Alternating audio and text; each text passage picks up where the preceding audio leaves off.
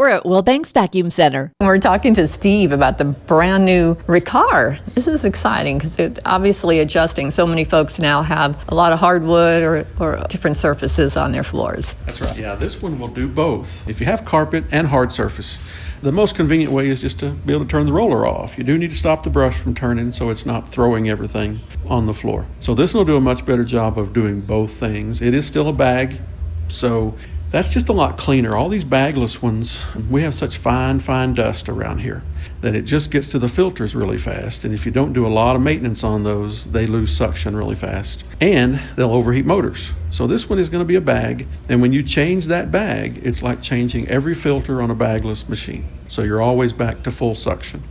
Keeps the motors much cleaner, much cooler. If you have any HEPA filter, it's going to keep it a lot cleaner too. Most of the machines that we see that they make now, and it's not just Riccar, there are a few other brands that will do that, but if it's a bag, the motors just always last longer.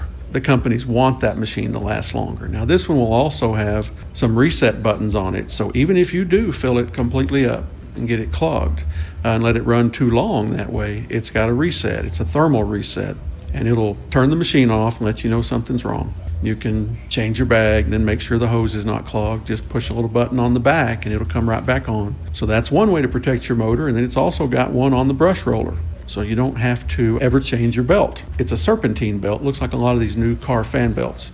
But there's a sensor on it, and if your roller gets caught in a rug, shoestrings, bedspreads, anything like that, it'll shut it off. You just pull out whatever's caught in it and then turn your switch off, turn it back on, it resets itself. So it's a bypass motor, which means rocks, screws, coins, everything you pick up. Pans. I picked up a pan once. Nothing goes through the fan. So it really protects itself as much as possible. Like I say, there's nothing that's impossible to eventually, overheat if you just don't ever change bags, but much better than what we're seeing on a lot of the bagless versions. And then, of course, you carry the bags, too, for everything. And we do anything we sell, not just parts and supplies, but we do all warranty and everything here on anything we sell. Right here in-house. That's right, always.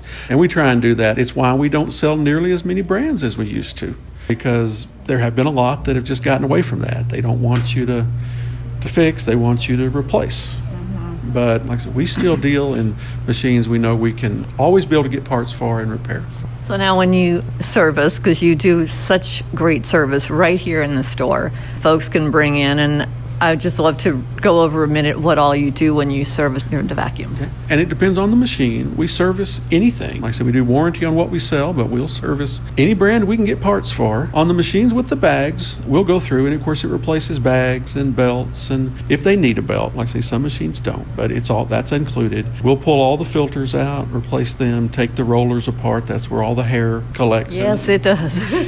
gets in the end, and it'll burn through belts pretty fast that way, but we'll take all that apart, clean them up inside and out, make sure bristles and everything are as long as they're supposed to be. There are adjustments on some of those where we can do it. If not, you can replace rollers and brush strips and things like that too. On the bagless ones, the main thing with that is the filters are just so much smaller. So when you're vacuuming along, you don't notice it as quickly. And that fine dust will cover those filters up real fast, and then it makes it much easier to clog. But on a bagless one, we will still pull all the filters out. Best thing is really take a big air compressor. A lot of those filters will say they're washable, but anything pleated, or you don't really want to get wet.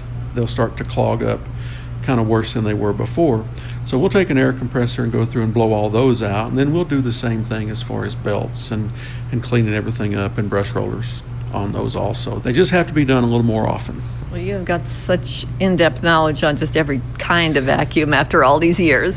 Well, there's really only two kinds. I mean, there are lots of different brands, but it's either airflow or bypass. And airflow is like a Kirby or an Oric, where everything goes through the fan. And that's going to be pretty much for carpet. Those machines are still designed for that. Your bypass motors mean nothing goes through the fan. And that's going to allow you to have your onboard attachment more convenient and a little more versatile. You can do more. They will do thick carpet, but they'll also do commercial type, hard surfaces better. Thank you so much. Every time I talk to you, I learn so much. So I appreciate you. That's fine. I don't know a lot, but I know quite a bit about vacuum. So good to talk to you.